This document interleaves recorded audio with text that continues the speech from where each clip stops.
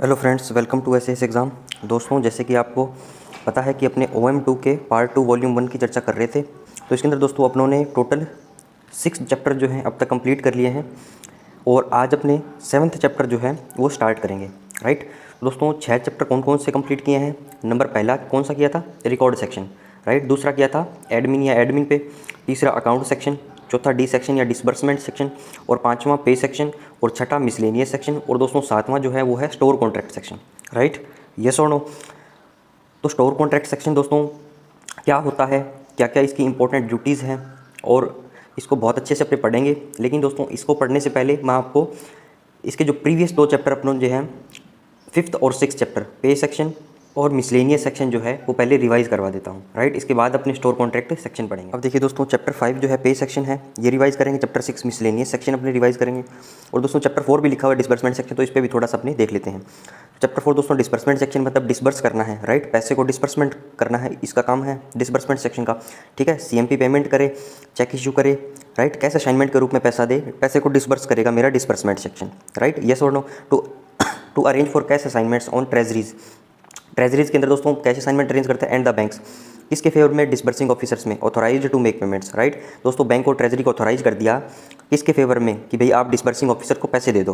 Right, तो ये कौन सा सेक्शन काम करेगा? मेरा डिसबर्समेंट सेक्शन। कैश असाइनमेंट क्या होता है दोस्तों? एक लेटर ऑफ क्रेडिट होता है, इसके अंदर in favour of DDO authorising treasury और बैंक टू मेक पेमेंट्स, जितनी लिमिट उसके ऊपर लिखी गई है। तो दोस्तों अब ये डिस्क्रिप्टिव क्वेश्चन ही तो है। आज किसी का कमेंट आया था कि सर डिस्क्रिप्टिव क्वेश्चन का एक अलग वीडियो बना दीजिए। तो दोस्तों अपने डेली जो चीज़ें कर रहे हैं मैं इनके सपोर्ट में चीज़ें इसलिए ही बता रहा हूँ ताकि ये चीज़ें आपको याद हो जाए। अब कैश असाइनमेंट का पूछ लेगा तो ये लाइन तो लिख के आओगे आप, ताकि 1-2 लाइन इसमें और ऐड कर देना, 40 से 50 शब्दों के अंदर आपको लिखना है। इसके बाद देखिए दोस्तों DP शीट जो है कंसर्न ऑडिट सेक्शन बनाता है, उसकी पेमेंट के लिए वो डी सेक्शन को भेजता है। शेड्यूल 3 दोस्तों, schedule of monthly drawings is called schedule 3, एक कॉपी जो है डी सेक्शन जो है अकाउंट सेक्शन को भेजता है। राइट, टू पे all past bills received from other sections. तो ये तो अपनों ने पढ़ ही लिया कि भाई सारे बिल्स जो पास्ट बिल्स जो है कंसर्न ऑडिट सेक्शन से आएंगे उनको चेक इशू करने का काम मेरा डिसबर्समेंट सेक्शन करेगा। To dispatch cheque and cheque slip, easy सी बात है कि हाँ चेक या चेक स्लिप को डिस्पैच करेगा, इजी सी बात है। Prepare IFCDA 345 schedule 3। अब देखिए दोस्तों इस पर कन्फ्यूज़ हो सकते हो, IFCDA 345 लिखते भले ही शेड्यूल 3 लिखते, बात एक ही है। राइट, यस और नो? इसके बाद देखिए friends, to maintain a daily record of the reconciliation. Daily record maintain करना है रिकन्सिलिएशन का, किसके बीच में? The totals of daily payment sheet and schedule 3। Right, तो उनका एक कुछ रिकॉर्ड बनाते होंगे, कितनी डेली पेमेंट शीट आई और कितना शेड्यूल 3 के अंदर हम प्रिपरेशन के लिए कितनी अमाउंट हम दर्ज कर रहे हैं। राइट दोस्तों, डिस्बर्समेंट सेक्शन का काम पूरा हुआ। इसके बाद चलते हैं अपने पे सेक्शन पे। दोस्तों पे सेक्शन और ANP में क्या डिफरेंस बताया था कि उसके अंदर DAD ऑफिशियल से रिलेटेड सारी कैजुअलिटी परफॉर्म होती है, और पे सेक्शन के अंदर दोस्तों सिविलियन गैजेटेड ऑफिसर का नाम बार बार आएगा। Civilian gazetted officer, defence civilian, right, non DAD, ऐसी बातें दोस्तों इसके अंदर आएगी। राइट, पे सेक्शन के अंदर देखिए क्या है इसके अंदर। इसमें देखिए फ्रेंड्स क्या है? Payment and audit of all claims. Payment करनी है, ऑडिट करनी है, किस कौन से क्लेम्स की? ऑल क्लेम्स कौन से? पर्टेन जिससे करते हैं, किससे संबंधित? पे and allowances other than TADA। दोस्तों TADA के क्लेम जो है पे सेक्शन में पास नहीं होंगे।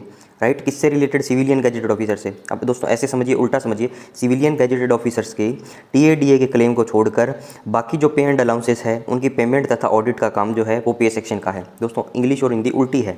ठीक है, हिंदी के अंदर जो चीज़ पहले आई वो इंग्लिश में बाद में आती है। राइट, दोबारा सुनिए दोस्तों, सिविलियन गैजेटेड ऑफिसर्स के TADA के बिलों को छोड़कर बाकी जो उनके पे एंड अलाउंसेस के बिल्स जो हैं, सारे क्लेम्स जो हैं, उनकी पेमेंट तथा ऑडिट करने का काम वो पे सेक्शन का है। And establishment paid from the defence service estimate. और दोस्तों जो सिविलियन गैजेटेड ऑफिसर्स हैं उनकी पेमेंट जो है डिफेंस सर्विस एस्टीमेट से दी जा रही है। राइट, यस और नो? अब देखिए दोस्तों एक नोट दिया गया है अंदर, इसके अंदर सिविलियन गैजेटेड ऑफिसर और दोस्तों नॉन गैजेटेड पर्सनल जो फील्ड सर्विस के अंदर काम कर रहे हैं।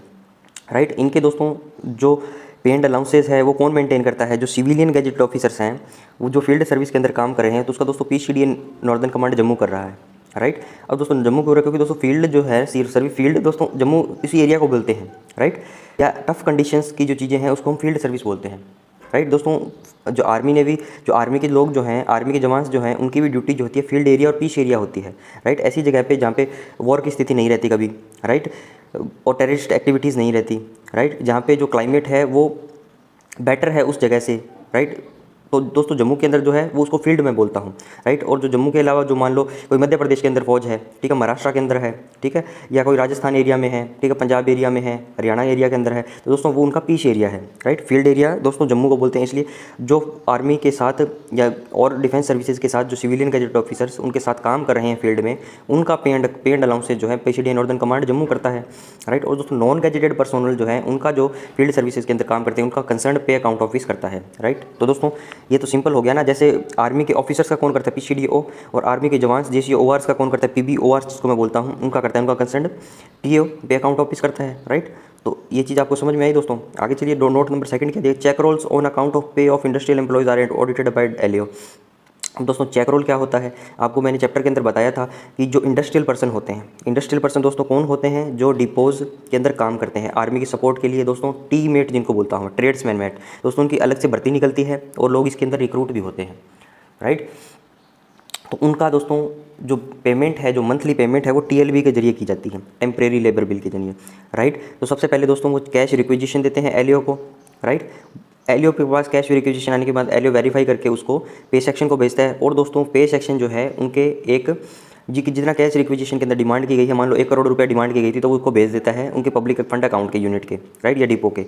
इसके बाद देखो दोस्तों मंथ के एंड के अंदर वो TLB भेजी जाती है उनके द्वारा, temporary labour bill, right. Temporary labour bill के अंदर दोस्तों चेक रोल उसके सपोर्ट में रहते हैं, जिसके अंदर इंडिविजुअल की डिटेल होती है और उसने कितने दिन ड्यूटी परफॉर्म की उसकी डिटेल मेंशन रहती है, राइट। तो दोस्तों उसका हम LAO जो है उसका ऑडिट करता है। तो वही बात यहाँ पे दी गई है कि चेक रोल जो है LAO के द्वारा ऑडिट किए जाते हैं। और दोस्तों इसके एडिशन में एक बात और याद रखिए, जब LAO RAO ऑफिस के लोग जब डिपोज के अंदर ऑडिट करने जाते हैं, जब फील्ड में ऑडिट करने जाते हैं हम लोग, तो वहाँ पे भी हमें सर्विस बुक का ऑडिट करना होता है। मान लो 6 मंथली जो है ऑडिट दोस्तों ऑथोराइज है, हमें किसी भी यूनिट या डिपो की 6 मंथ की ऑडिट हम करते हैं, राइट। तो उस 6 मंथ के अंदर जितना हमारी कॉम्पिटेंट अथॉरिटी, हमारी हायर अथॉरिटी LAO RAO जितना हमें बोलेंगे 10 सर्विस बुक, 20 सर्विस बुक, जितनी भी सर्विस बुक करनी है प्रत्येक स्टाफ को, जो भी टीम ऑडिट के लिए जाएगी, तो दोस्तों उनको वहाँ पर वो चीज़ें ऑडिट करनी रहती है, राइट। तो वो हम दोस्तों उसमें चेक रोल भी हम चेक करते हैं कि हाँ किसी फलां बंदे को कितना पेमेंट हुआ है, तो उसका चेक रोल हम मंगवाते हैं, राइट। और दोस्तों उनके TLB के टाइम भी हम चेक रोल्स को चेक करते हैं। तो वो चीज़ यहाँ पे दी गई है, राइट। इसके बाद देखिए दोस्तों data capturing task of general provident fund contribution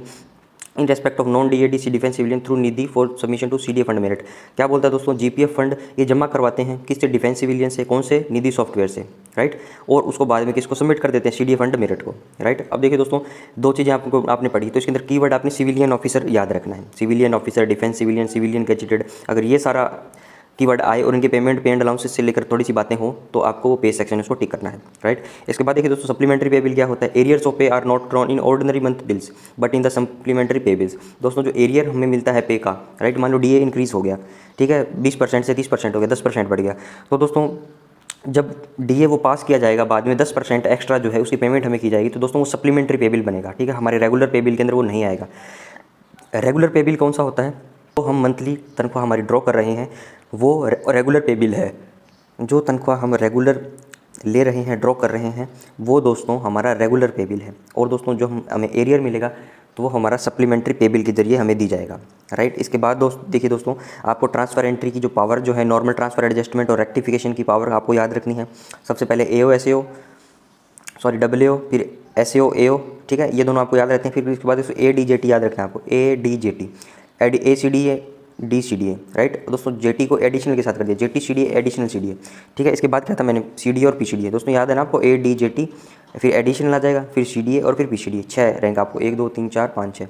दोस्तों यहाँ पे 25 लाख से स्टार्ट कर दो WO की, इसका 4 गुना कर दो, 1 करोड़, इसका 5 गुना कर दो, 5 करोड़, इसका 2 गुना कर दो, 10 crore, exceeding 10 crore, right. Rectification में दोस्तों इनको नीचे ले आओ एक स्टेप, 25 लाख नीचे आ जाएगा SAO AO, 1 करोड़ दोस्तों नीचे आ जाएगा ACD DCDA, 5 करोड़ नीचे आएगा दोस्तों जॉइंट CDA एडिशनल CDA। और दोस्तों यहाँ पे 10 करोड़ मत कर देना नीचे लाने के चक्कर में, यहाँ पे एक्सीडिंग 5 करोड़, जैसे यहाँ पे एक्सीडिंग 10 करोड़ था, राइट। आगे चलिए दोस्तों, अब आगे देखिए दोस्तों M सेक्शन की बात करता हूँ चैप्टर 6 में। तो M सेक्शन का क्या काम है दोस्तों, जैसे कि नाम से आपको पता है कि M सेक्शन मिसलेनियस सेक्शन है, तो इसमें मिसलेनियस टाइप के एक्सपेंडिचर होते होंगे, राइट। तो मिसलेनियस टाइप के एक्सपेंडिचर होते होंगे, तो देखिए दोस्तों इसमें क्या कहते हैं, यूनिट अलाउंसेस के मिसलेनियस नेचर के बिल्स की ऑडिट तथा पेमेंट। दोस्तों यूनिट को जो अलाउंसेस मिलते हैं, कोई भी आर्मी यूनिट्स को मान लो अलाउंसेस मिलते होंगे, तो उनके मिसलेनियस नेचर के जो बिल्स जो हैं उनकी ऑडिट तथा पेमेंट मेरा M सेक्शन करता है, राइट, यस और नो। इसके बाद है friends audit of charges relating to acquisition and disposal of land and buildings by military land and cantonment department. अब दोस्तों आपसे पूछ ले कि बिल्डिंग से रिलेटेड उसका एक्विजिशन करना है, राइट, कोई लैंड का एक्विजिशन करना है, राइट, तो उसका डिस्पोज ऑफ करना है, तो वो सारी चीज़ें जो हैं उसके ऑडिट से रिलेटेड जो चार्जेस जो हैं वो सारे हमारा M सेक्शन करता है, राइट। इसके बाद दोस्तों ऑडिट ऑफ चार्जेस, कौन से चार्जेस भैया, पेड फ्रॉम ग्रांट्स, राइट, जैसे एम्यूनिटी और ट्रेनिंग ग्रांट चार्जेस लेने हैं दोस्तों, कौन से, paid from grants, that is immunity और ट्रेनिंग ग्रांट से रिलेटेड जो खर्चे होंगे वो सारे मेरा M सेक्शन हैंडल करेगा। अब फ्रेंड्स आप चार्जेस का मतलब समझ रहे हो, यहाँ पे जैसे ऊपर आया था चार्जेस का मतलब है दोस्तों खर्चा, राइट, पैसा निकला है, ठीक है। यहाँ पे क्या हुआ दोस्तों, लैंड को एक्वायर किया तो भी खर्चा हुआ है, ठीक है। यहाँ पे जैसे एम्यूनिटी और ट्रेनिंग ग्रांट से कुछ इन्होंने परचेज किया होगा, राइट। तो उससे रिलेटेड जो बिल प्रोड्यूस किए हैं, वाउचर जो प्रोड्यूस किए गए हैं, ठीक है, मतलब ग्रांट से रिलेटेड जो वाउचर्स जो बिल्स जो आएंगे वो मेरा एम सेक्शन करेगा, राइट। तो ये चीज़ आपको ऐसे याद रखनी है। ऑडिट एंड पेमेंट करता है एम सेक्शन, किसकी करता है दोस्तों, बिल्स की। कौन से बिल्स की, local purchase of stationery and local printing, right. अब दोस्तों ये तो आप याद रख लोगे, लेकिन आप बोलोगे सर रिकॉर्ड सेक्शन में भी तो स्टेशनरी से रिलेटेड कुछ चीज़ें आई थी।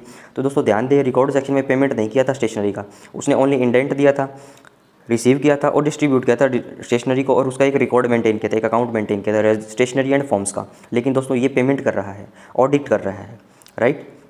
समझ में आई दोस्तों बातें। आगे चलिए, payment to the survey of India for supply of maps. दोस्तों जो सर्वे ऑफ इंडिया है वो मैप की सप्लाई करता है, तो उसकी अपनी पेमेंट करनी है, वो भी एम सेक्शन करेगा। तो दोस्तों ये मिसलेनियस टाइप के खर्चे नहीं लग रहे आपको, कुछ ऐसा फील नहीं हो रहा आपको, राइट। आगे चलिए, payment and adjustment of the cost of manufacture of medals and decorations. दोस्तों मेडल्स को बनाने में, डेकोरेशंस को बनाने में उनकी जो मैन्युफैक्चरिंग कॉस्ट आएगी, राइट। और दोस्तों ये मेडल सेक्शन करता है डिपार्टमेंट ऑफ डिफेंस का, राइट। तो उसके पेमेंट और एडजस्टमेंट से रिलेटेड जो सारी चीज़ें होंगी वो मेरा एम सेक्शन करेगा। आगे चलिए, adjustment of debits on account of postage and air mail fee on the bags dispatched by the defence headquarter. दोस्तों डिफेंस हेडक्वार्टर जो है, कोई पोस्टेज या कोई डाक, कोई हवाई जो शुल्क है उसका, ठीक है, बैग डिस्पैच करने का, उनसे रिलेटेड जो एडजस्टमेंट है वो सारे मेरा एम सेक्शन करता है। Adjustment of audit fees recoverable from cantonment board. अब दोस्तों कंटोनमेंट बोर्ड जो है हमें ऑडिट फीस देता है, राइट, हमारे एम सेक्शन को। कंटोनमेंट बोर्ड क्या होता है, कल मैंने बताया आपको, ठीक है। तो कंटोनमेंट बोर्ड दोस्तों जो हमें ऑडिट फीस देता है वो रिसीव करी जाती है एम में, ठीक है। इसका एडजस्टमेंट और ऑडिट करने का काम भी मेरा एम सेक्शन का है। आगे चलिए दोस्तों, पेमेंट ऑफ इंप्रेस्ड एडवांस। दोस्तों इंप्रेस्ड का जो पैसा हमें देना है, किसी को एडवांस देना है, तो वो भी मेरा एम सेक्शन देगा, right. Placing of cash assignment at the disposal of. दोस्तों कैश असाइनमेंट क्या होता है, एक लेटर ऑफ क्रेडिट है, डिस्पर्सिंग ऑफिसर को दे दिया, राइट। तो कोई पर्टिकुलर बैंक या ट्रेजरी को ऑथोराइज़ कर दिया कि हाँ इस पर्टिकुलर बंदे को आप इतने पैसे दे दीजिए, तो उसको मैं क्या बोलता हूँ, cash assignment. Placing of cash assignment at the disposal of, किसके डिस्पोजल पे, मतलब किसको देने हैं, रिक्रूटिंग ऑफिसर्स, ठीक है। 3 कंडीशन है दोस्तों, रिक्रूटिंग ऑफिसर्स को, या फिर गोरखा को दे दो, या इंडियन एम्बेसी इन नेपाल को, ठीक है। ये सारा काम दोस्तों एम सेक्शन का है। अब सर आप बोलोगे कि सर आपने डी सेक्शन में भी तो कैश असाइनमेंट बताया था कि डी सेक्शन का डिस्पर्समेंट करना है, और आपने बोल दिया सीएमपी से पेमेंट कर दो, भले कैश असाइनमेंट से कर दो। अब मैं कैसे याद रखूँ कि मैं एम सेक्शन लगाऊँ या डी सेक्शन। तो दोस्तों चिंता करने की ज़रूरत नहीं है, आपको डिफ्रेंशिएट ऐसे याद रखना है। दोस्तों ध्यान दें, डी सेक्शन भी कैश असाइनमेंट अरेंज करता है, लेकिन वो डीडीओ के लिए करता है, राइट। दोस्तों एक मेजर फ़र्क है कि वो डीडीओ के लिए करेगा, और ये दोस्तों यहाँ पे पर्टिकुलर नाम देगा आपको। अगर रिक्रूटिंग ऑफिसर्स का नाम आ जाए, राइट, रिक्रूटिंग ऑफिसर्स का नाम आ जाए, दोस्तों गोरखास का नाम आ जाए, और इंडियन एम्बेसी इन नेपाल का नाम आ जाए, तो दोस्तों कैश असाइनमेंट का जो काम है वो मेरा एम सेक्शन करेगा, राइट। आगे चलिए दोस्तों, scrutiny of contracts of miscellaneous nature. दोस्तों मिसलेनियस नेचर के जो कॉन्ट्रैक्ट होते हैं, ठीक है, उनसे रिलेटेड जो स्क्रूटनी है कॉन्ट्रैक्ट की, वो कौन करेगा दोस्तों, वो मेरा एम सेक्शन करेगा। जैसे हेयर कटिंग, वॉशिंग कॉन्ट्रैक्ट, ठीक है, मैसिंग कॉन्ट्रैक्ट, दोस्तों मैस का कॉन्ट्रैक्ट, खाने पीने का, हेयर कटिंग बाल कटवाने का, ठीक है, बाल कटवाने का, वॉशिंग मशीन यानी कपड़े धोने का, ठीक है, वो सारे जो हैं मिसलेनियस नेचर के जो कॉन्ट्रैक्ट हैं वो कौन सा करता है, मेरा एम सेक्शन। दोस्तों कॉन्ट्रैक्ट क्या होता है, 2 पार्टीज़ के बीच में एक समझौता हुआ है कि हाँ भैया मैं तुझे इतना पैसा दूंगा, इस टाइम पीरियड के लिए तुझे मेरा ये काम करना है। दोस्तों वॉशिंग कॉन्ट्रैक्ट क्या हुआ, किसी भी लॉन्ड्री को मैंने कॉन्ट्रैक्ट दे दिया कि अगले 1 साल तक मेरी यूनिट के बंदों के कपड़े तुझे धोने हैं, तुझे इतने पैसा मिलेंगे per month, per day, yearly, वो अलग मैटर है, ठीक है। कॉन्ट्रैक्ट का मतलब ये हुआ। हेयर कटिंग दोस्तों किसी बार्बर को हायर कर लूँगा, किसी बाल कटिंग एजेंसी को हायर कर लूँगा कि हाँ तुम्हें 1 साल तक, 2 साल तक, 5 साल तक हमारे ये करना है। Messing contract at selection centre, दोस्तों सिलेक्शन सेंटर है जहाँ पे मैं कॉन्ट्रैक्ट कर लूँगा किसी भी, मान लो मैस से, कि आप भैया प्राइवेट कंपनी से मान लो कर लिया मैंने, राइट, या गवर्नमेंट दोस्तों कंपनी से कर लिया, किसी से भी कॉन्ट्रैक्ट मतलब क्या है कि एक निश्चित समय सीमा के लिए आप उसको बाध्यक बना देते हो कि आपको वो सारे काम, वो आपके लिए वो सारे काम करेगा जिस बात के लिए कॉन्ट्रैक्ट हुआ है, राइट। ये सुनो, इसके बाद बात चलिए दोस्तों, placing of cash assignment at the disposal of station headquarter for payment of ECHS bills and post audit, right. अब देखिए दोस्तों क्या होता है कि कैश असाइनमेंट बार बार आ रहा है, डी सेक्शन जो करता है वो डीडीओ के लिए करता है, राइट। एक कैश असाइनमेंट आ गया recruiting officer Gorkha Indian embassy के लिए, वो मेरा एम सेक्शन करता है। एक दोस्तों कैश असाइनमेंट आ गया मेरे लिए जो स्टेशन हेडक्वार्टर को देता हूँ, ठीक है, वो किसकी, ECHS के बिल की पेमेंट कर देता है, राइट। कैश असाइनमेंट दोस्तों एक प्रकार से मान लो उनको पैसा दे दिया पहले, फिर उससे वो सामान खरीद लेंगे, ठीक है। अब देखिए दोस्तों, इसके बाद आया कि पोस्ट ऑडिट करता है उनकी एम सेक्शन, एक लाइन ये जोड़ी गई थी इसके अंदर। अब दोस्तों मैं पोस्ट ऑडिट आया, पोस्ट ऑडिट का मतलब क्या है कि पहले उनको पैसा दे दिया, उन्होंने सामान खरीद लिया, अब बाद में उसकी मैं चेकिंग करूँगा कि उसने जो सामान खरीदा था वो प्रॉपर चार्ज में है या नहीं, वो क्या सामान उसने खरीदा था, तो उसको बोलते हैं पोस्ट ऑडिट, राइट। अब एक बात आपको दोस्तों ध्यान रखनी, जो LAO RAO ऑफिस जो है हमारे, वो हमेशा पोस्ट ऑडिट करते हैं दोस्तों, राइट, आर्मी के रेफरेंस में। जैसे और नो दोस्तों, हमेशा पोस्ट ऑडिट का काम जो है LAO और आर्मी का है, राइट। इसके बाद देखिए दोस्तों, यहाँ पे मैंने एक क्वेश्चन किया कि आपसे कि प्री ऑडिट क्यों नहीं है, ठीक है, एम सेक्शन प्री ऑडिट क्यों नहीं करता इन ECHS के बिल्स की। क्योंकि दोस्तों एम सेक्शन ने पहले ही कैश असाइनमेंट बना के ECHS के मतलब स्टेशन हेडक्वार्टर को ECHS के बिल्स की पेमेंट करने के लिए पहले कैश असाइनमेंट दे दिया, राइट। तो दोस्तों अब उस पैसे से वो स्टेशन हेडक्वार्टर ने मान लो दवाइयाँ खरीद के दी है ECHS को, या ECHS ने खुद ने खरीदी है, ठीक है, तो वो दोस्तों दवाइयाँ खरीदने के बाद ही तो मैं चेक कर सकूँ ना, तो इसलिए इसको पोस्ट ऑडिट बोला गया है, राइट। अगर दोस्तों वो दवाई खरीदने से पहले मुझे पूछता, राइट, कि भाई हाँ कि पेमेंट आप कर दो, ठीक है, अगर पेमेंट मैं कर रहा होता उस केस में, राइट, तो थर्ड पार्टी को पेमेंट मैं कर रहा होता तो दोस्तों उसके अंदर मेरा प्री ऑडिट माना जाता। लेकिन दोस्तों अब दवाइयाँ उन्होंने खरीद ली, ECHS के बिल्स की सारी पेमेंट उन्होंने कर दी, बाद में मेरे पास भेजे हैं कि सर आप देख लीजिए वो सही है या नहीं है, ठीक है, इसलिए इसको पोस्ट ऑडिट बोला गया, राइट। अब चलते दोस्तों चैप्टर नंबर 7 की तरफ, जो है हमारा स्टोर कॉन्ट्रैक्ट का। अब देखिए दोस्तों chapter number 7 store contract section अपने डिस्कस करेंगे, राइट। अब देखिए दोस्तों सबसे पहले नाम देखिए, इसका नाम का फील लीजिए, store contract section. Store contract section, store contract section मतलब दोस्तों मैंने किसी से, आर्मी ने किसी से कॉन्ट्रैक्ट किया है, ठीक है, किसके लिए, स्टोर को परचेज करने के लिए, स्टोर की सप्लाई करने के लिए। स्टोर के अंदर क्या क्या आ जाएगा, स्टोर मतलब दोस्तों भंडार। भंडार के अंदर दोस्तों आर्मी के अंदर जितना भी सामान आता है वो सारा आ जाएगा इसके अंदर। आर्मी को अगर सामान परचेज़ करना है तो वो किसी न किसी फर्म से, किसी न किसी कंपनी से, या तो गवर्नमेंट हो, प्राइवेट हो, किसी न किसी इंस्टीट्यूशन से सारा सामान परचेज करेगी। तो दोस्तों सामान परचेज करने के लिए उसको कॉन्ट्रैक्ट करने पड़ेंगे, राइट। तो उसको मैं बोलता हूँ दोस्तों स्टोर कॉन्ट्रैक्ट सेक्शन, ठीक है। स्टोर का कॉन्ट्रैक्ट किया है, राइट, स्टोर का समझौता किया कि आप मुझे स्टोर का सप्लाई करो, मैं आपको पेमेंट करता हूँ, ठीक है। पेमेंट दोस्तों आर्मी के कंसर्न में, आर्मी के बिहाफ पे मैं करता हूँ, मेरा DAD का ऑफिस करता है, राइट। DAD इनको ऑथोराइज़ किया गया है क्योंकि दोस्तों accounting, audit, payment, financial advice जो है उसके लिए पेमेंट जो हमारा फंक्शन है वो स्टोर कॉन्ट्रैक्ट हुआ मान लो, ठीक है। तो कॉन्ट्रैक्ट जो है दोस्तों, कॉन्ट्रैक्ट है मतलब थर्ड पार्टी की पेमेंट इन्वॉल्व है, ठीक है। हम किसी दोस्तों थर्ड पार्टी कौन हुई, पहली पार्टी कौन हुआ, मेरा DAD का ऑफिस, राइट। दूसरी पार्टी कौन होगी दोस्तों, आर्मी मान लो।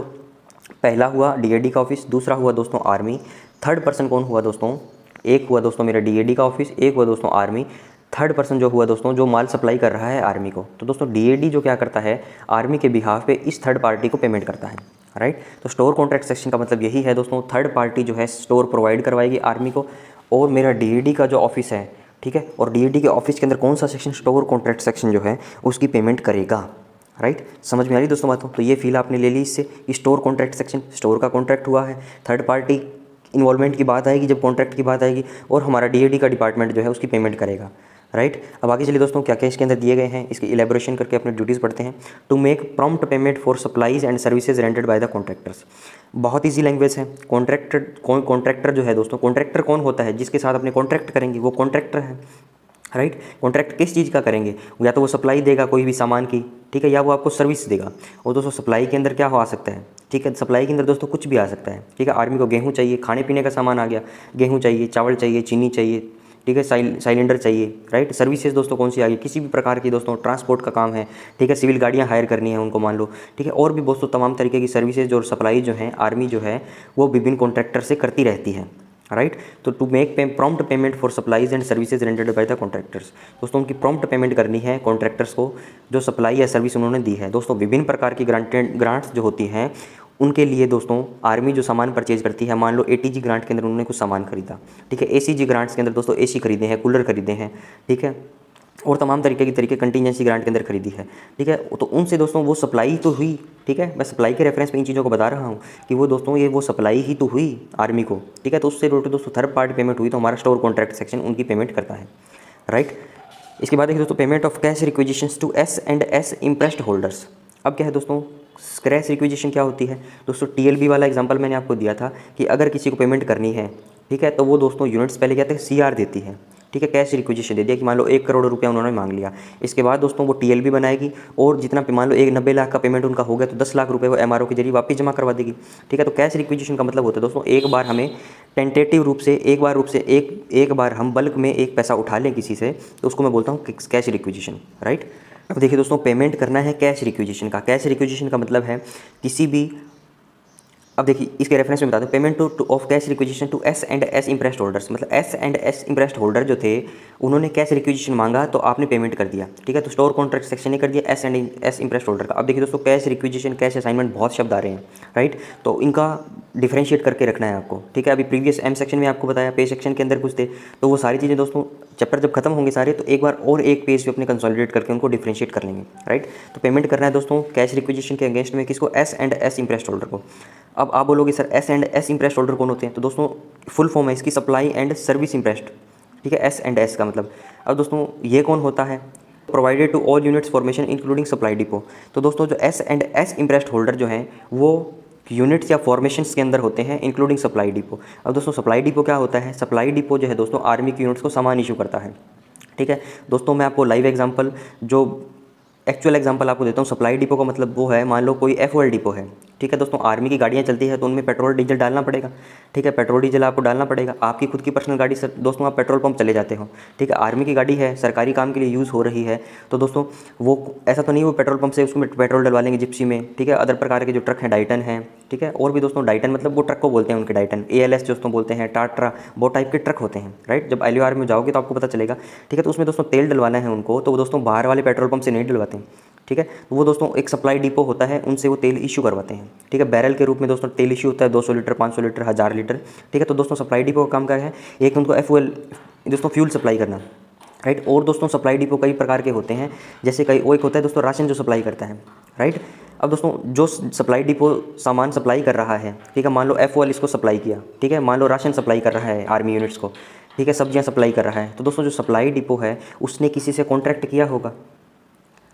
ध्यान से समझिए दोस्तों बातें, सप्लाई डिपो जो है उसने किसी से कॉन्ट्रैक्ट किया होगा, आर्मी यूनिट्स ने कॉन्ट्रैक्ट नहीं किया, ठीक है, सप्लाई डिपो ने दोस्तों किसी से कॉन्ट्रैक्ट किया होगा, राइट। सप्लाई डिपो के अंदर दोस्तों जो होल्डर्स हैं, इंप्रेस्ड होल्डर्स जो हैं, जिनको पैसा चाहिए, जो कॉन्ट्रैक्ट करेंगे, वो दोस्तों सीआर भेजेंगे किसको, स्टोर कॉन्ट्रैक्ट सेक्शन को। ऐसे देखिए दोस्तों डायग्राम से, ये कोई सप्लाई डिपो है, ठीक है। सप्लाई डिपो के अंदर दोस्तों एक इंप्रेस्ड होल्डर बैठा है, ठीक है, उनका दोस्तों कोई ऑफिसर होगा, ठीक है, जो ऑथराइज ऑफिसर है, इंप्रेस्ड होल्डर है, वो दोस्तों क्या करेगा, सीआर बना के हमारे स्टोर कॉन्ट्रैक्ट सेक्शन को दे देगा, स्टोर कॉन्ट्रैक्ट सेक्शन को, ठीक है। तो स्टोर कॉन्ट्रैक्ट सेक्शन दोस्तों क्या करेगा, इस सीआर पे बिहाफ पे इसको पेमेंट कर देगा, payment of cash requisition to S and S impressed holders and adjustment of S and S impressed account summary, right. दोस्तों सप्लाई डिपो समझ में आया आपको, जो सप्लाई करता है दोस्तों आर्मी की यूनिट ही है ये भी, सप्लाई डिपो भी, लेकिन दोस्तों एक बड़ी यूनिट है, ठीक है। एक स्टेशन के अंदर मान लो 1 या 2 सप्लाई डिपो होते हैं जो आर्मी की यूनिट्स को सामान सप्लाई करते हैं। दोस्तों एक स्टेशन के अंदर 50 यूनिट्स है तो उनका 1 या 2 सप्लाई डिपो होंगे, ठीक है। तो सारी यूनिट्स दोस्तों वहाँ पे जाती है और उनसे सामान ड्रॉ करती है, और दोस्तों वो सप्लाई डिपो जो है वो कॉन्ट्रैक्ट करेगा, राइट। अब उसको फ्यूल चाहिए तो वो भले ही इंडियन ऑयल से खरीदे, किसी से भी खरीदे, राइट। और दोस्तों वो खरीदेगा, उसकी पेमेंट का काम जो है, ठीक है, वो दोस्तों सेटलमेंट अकाउंट के जरिए होगा, एक्चुअल पेमेंट होगा, वो अलग बातें हैं, डिफेंस अकाउंट कोड में अपने पड़ेंगे, ठीक है। सप्लाई डिपो ने दोस्तों सब्जियों का कॉन्ट्रैक्ट किया है, राइट, सब्जियां उनको सप्लाई करनी है, एलपीजी का किया है मान लो, ठीक है, तो वो दोस्तों कॉन्ट्रैक्ट करते हैं, उनकी पेमेंट करने का काम है वो हमारा डीएडी करता है, ठीक है। तो दोस्तों थोड़ा सा फील आया आपको कि हाँ स्टोर कॉन्ट्रैक्ट सेक्शन के अंदर क्या होगा, कॉन्ट्रैक्ट होंगे, सप्लाईज होगी, सर्विसेज आएगी, ठीक है, स्टोर सप्लाई होगा और उनकी पेमेंट होगी, राइट। आगे चलिए दोस्तों, post audit of bills in respect of 100% payments made by the units. अब देखिए दोस्तों, प्री ऑडिट और पोस्ट ऑडिट की बात आई। प्री ऑडिट मतलब पैसे की पेमेंट मैं करूँगा, ठीक है, उसके बाद यूनिट के पास सामान आ जाएगा, ठीक है। इसके बाद और दोस्तों पोस्ट ऑडिट मतलब मैंने यूनिट को पहले पैसे दे दिया, यूनिट ने पब्लिक फंड अकाउंट से पैसा उनको थर्ड पार्टी को पेमेंट कर दी, इसके बाद देखिए दोस्तों उन्होंने मेरे पास बिल भेजे पोस्ट ऑडिट के लिए, ठीक है, उनकी 100% पेमेंट करता हूँ मैं स्टोर कॉन्ट्रैक्ट सेक्शन में, ठीक है। अब पर्टिकुलर कौन कौन से बिल्स आएंगे वो दोस्तों ड्यूटीज़ में पड़ेंगे, ये ऑब्जेक्टिव है, right. Audit of sanctions issued by the lower CUFA other than government of India. दोस्तों लोअर कोई कॉम्पिटेंट फाइनेंशियल अथॉरिटी जो है सैंक्शन इशू कर दे उसकी ऑडिट करने का काम भी इसका है। आगे चलिए दोस्तों, ड्यूटीज़ पढ़िए, ये इंपॉर्टेंट है। Store contract section deals with work pertaining to all types of contract. अब देखिए दोस्तों, स्टोर कॉन्ट्रैक्ट सेक्शन है, जैसे कि नाम ही इसका कॉन्ट्रैक्ट है, समझौता होगा, थर्ड पार्टी पेमेंट इन्वॉल्व है, 2 पार्टीज़ कम से कम चाहिए मुझे कॉन्ट्रैक्ट के लिए, राइट। कौन कौन से कॉन्ट्रैक्ट पे दोस्तों ये भागीदार बनता है, कौन कौन से कॉन्ट्रैक्ट ये डील करता है, आर्मी सप्लाई कोर या सर्विस कोर के कॉन्ट्रैक्ट, ऑर्डिनेंस के, मेडिकल के, EME वर्कशॉप के, इंफॉर्मेशन टेक्नोलॉजी स्टोर के और कैपिटल एक्विजिशन के। अब आप बोलोगे सर ये क्या होता है, तो देखिए बताता हूँ।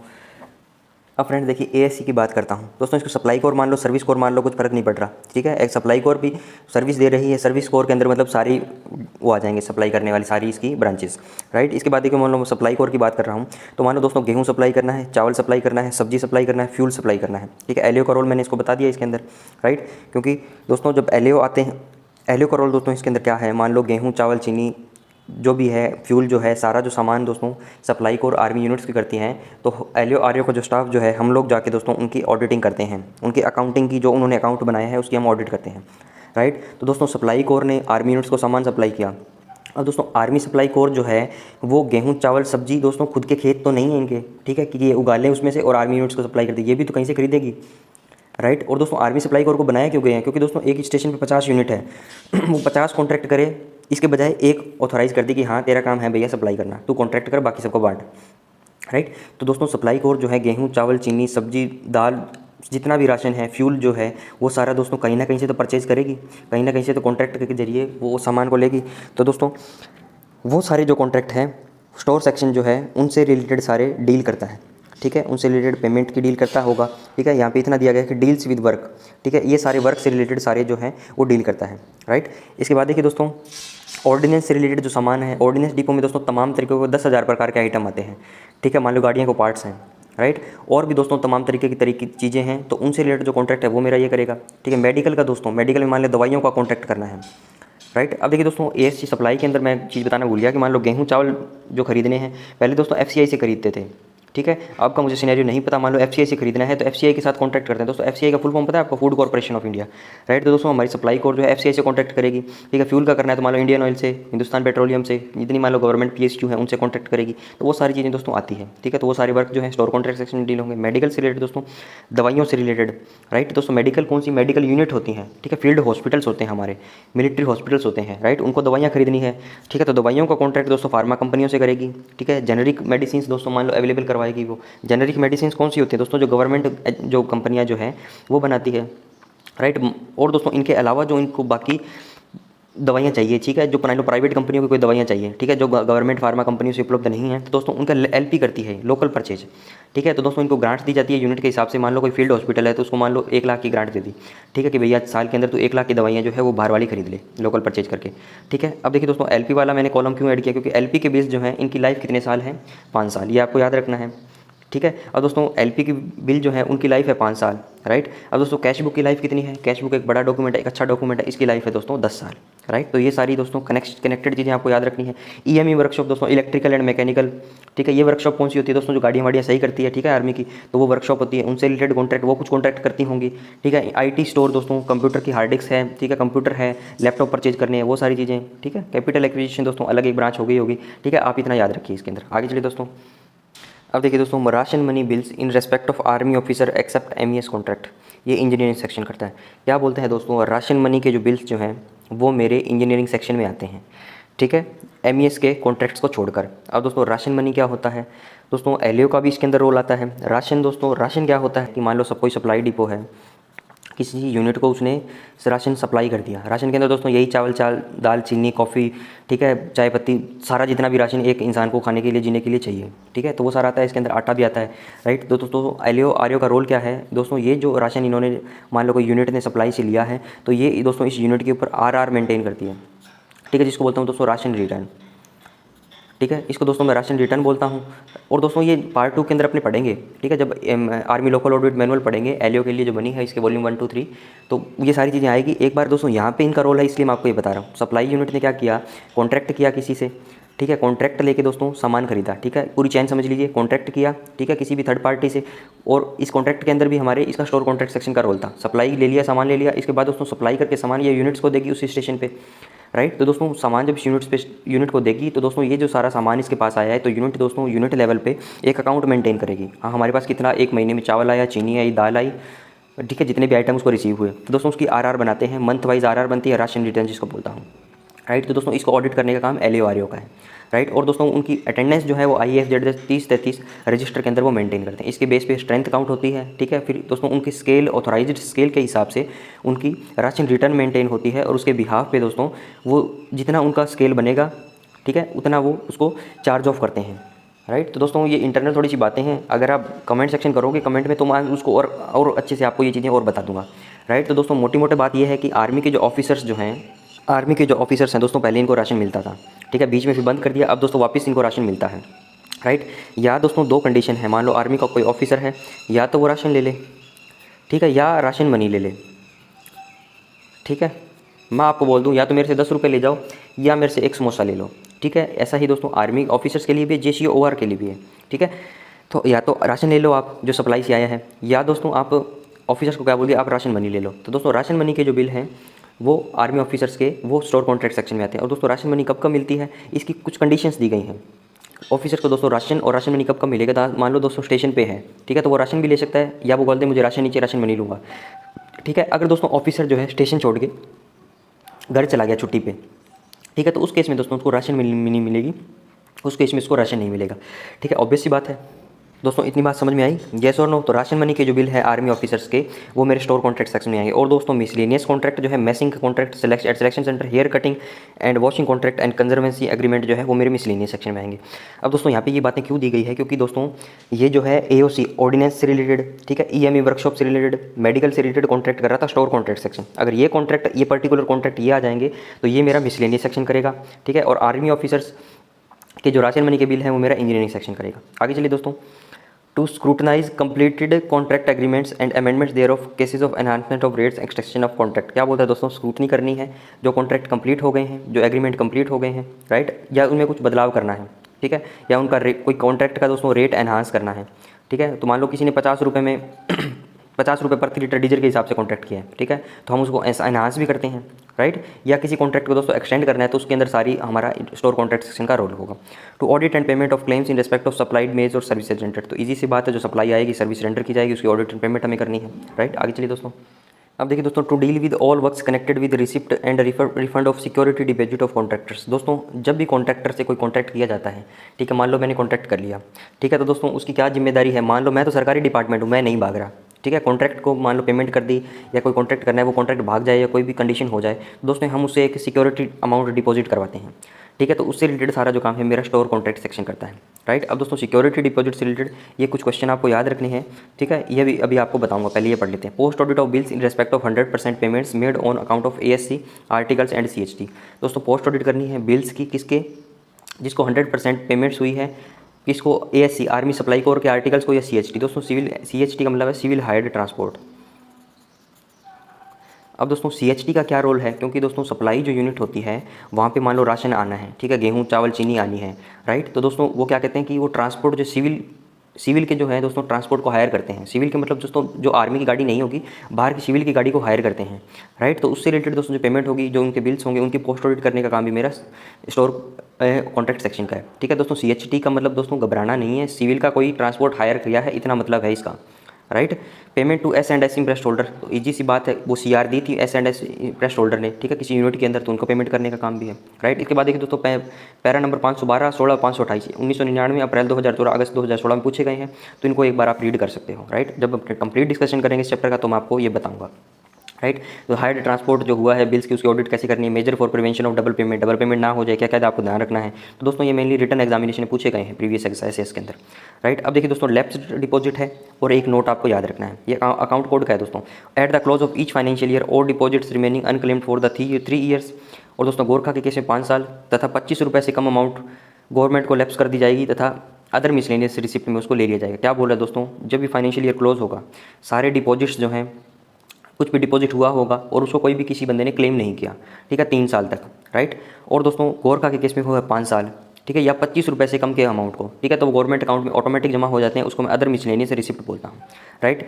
इसके अंदर देखिए दोस्तों कुछ नोट है, कुछ एक्सेप्शन है। तो period of limitation for recovery of by contractors of security deposit. दोस्तों सिक्योरिटी डिपॉजिट करवाई थी कॉन्ट्रैक्ट ने, ये काम मेरे स्टोर कॉन्ट्रैक्ट सेक्शन ने किया था, राइट। इसके दोस्तों वो कितने टाइम के बाद इसकी रिकवरी कर सकता है, ठीक है, अपने कॉन्ट्रैक्टर जो सिक्योरिटी डिपॉजिट निकाल सकता है from the government is 30 years from the date of the deposit, ठीक है, जिस तारीख से उसने डिपॉजिट किया है, मान लो 2001 में जमा किया था, ठीक है, तो 30 साल जोड़ लो, 2030 तक इसको निकलवा सकता है, मतलब 30 साल इसका टाइम पीरियड है, राइट। बाकी के लिए दोस्तों 3 साल है, ठीक है, और गोरखा वालों के केस में आपको 5 साल इसको याद रखना है, ठीक है, और एक अमाउंट याद रखनी है 25 रुपये वाली, ठीक है। तो ये दोस्तों स्टोर कॉन्ट्रैक्ट सेक्शन हमारा कंप्लीट हुआ, ठीक है, इसको एक बार दोबारा रीड करिएगा, इसका रिवीजन भी आपको करवाऊंगा, ठीक है। नेक्स्ट कौन सा चैप्टर था ये, स्टोर कॉन्ट्रैक्ट 7 नंबर था ना, तो 8वां या 9वां चैप्टर होने के बाद इसको भी रिवाइज करेंगे अपने, राइट। तो दोस्तों इस वीडियो को ये रैप अप करता हूँ, वीडियो को लाइक करें, शेयर करें और चैनल को दोस्तों सब्सक्राइब करें। Thanks for watching, have a nice day.